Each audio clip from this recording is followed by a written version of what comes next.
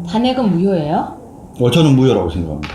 그런데요. 네. 탄핵은 무효라고 하면서 제일 처음에 우리가 지금 알아내야 되는 게 헌법재판관들이 직권남용을 했는가 안 했는가 부분 아니에요?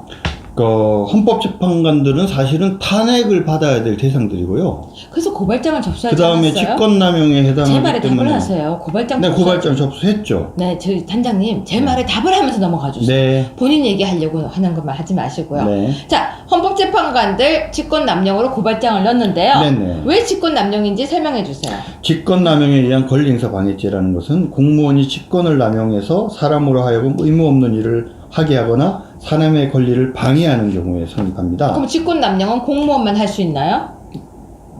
그렇죠.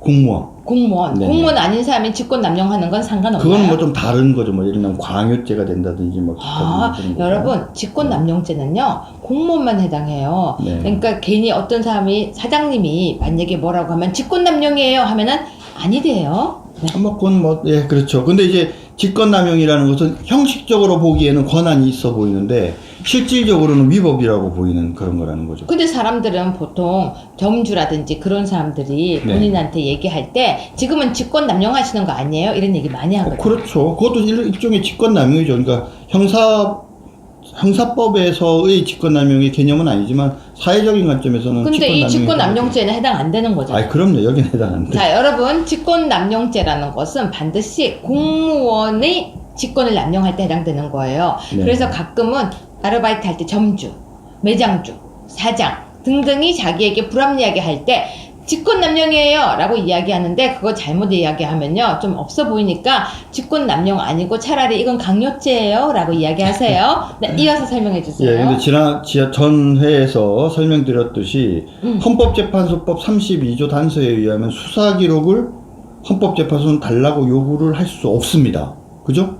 근데 소송 진행 권한은 일흥은 헌법재판소 재판관의 권한이거든요. 그런데 법에 위반된 것을 달라고 했고 검찰이 마지못해 줬으니까 형식적으로는 헌법재판소 재판관이 자기 직무를 수행한 것 같지만 권한을 남용한 거기 때문에 직권남용에 해당하는 거고요. 그러네요. 그 다음에 검찰에서 원래 제출할 의무가 없잖아요. 그렇죠? 네. 그런데 그 수사 기록을 달라고 요구를 해서 어쩔 수 없이 줬으니까 네. 그것은 이제 의무 없는 일을 하게 한 거고 또 다른 측면에서는 뭐냐면 이제 이게 지난번에 저희가 형사소송 준용 규칙을 준용한다고 했지 않습니까? 네. 그러면은 이 예단도 예단하면 안 되고 무죄 그다음에 추정이고요. 무죄 추정의 원칙이고 검사가 입증 책임을 져야 되지 않습니까? 네. 그리고 수사 자료는 검사가 모아야 되는 거예요. 소추위원들이. 네.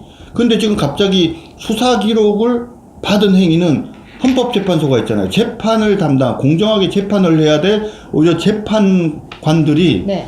증거자료, 탄핵에 관계된 증거자료 오히려 적극적으로 모집을 해가지고 그런 다음에 지금 증거조사도 이루어지지 않은 자료들을 재판도 시작하기 전에 먼저 봤어요.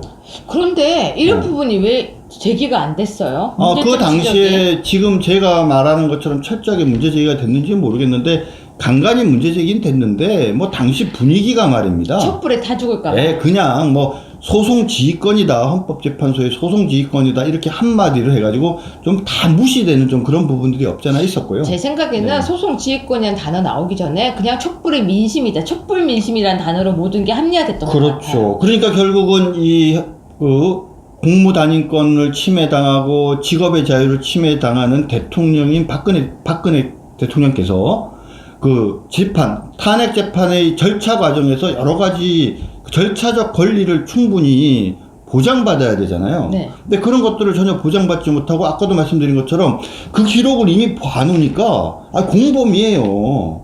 그러니까 오히려 지금 이 변호인단이 나서서 공범이 아니라는 걸 입증해야 되는데 그게 얼마나 어렵겠어요. 그러네요. 그렇죠. 그러니까 그냥 날짜를 정해놓고 이 증거를 가지고 정말 특별한 사정이 없으니까 그냥 탄핵 사유가 인정되는 쪽으로 가는 거였죠. 그렇게 억울하게. 예. 그랬기 때문에 박 대통령의 권리를 침해했다라고 볼 수 있는 거죠. 자, 그렇다면은 정말 헌법재판관들은 권리를 남용하여 박근혜 대통령을 탄핵에 이르게 하고 결국은 타인의 권리를 침해했다고 볼 수 있겠군요. 그렇죠. 타인의 권리 행사를 방해했다라고 볼 수 있죠. 박근혜 대통령의 권리 행사를 방해하고 검사로 하여금 의무 없는 일을 하게 한 거죠.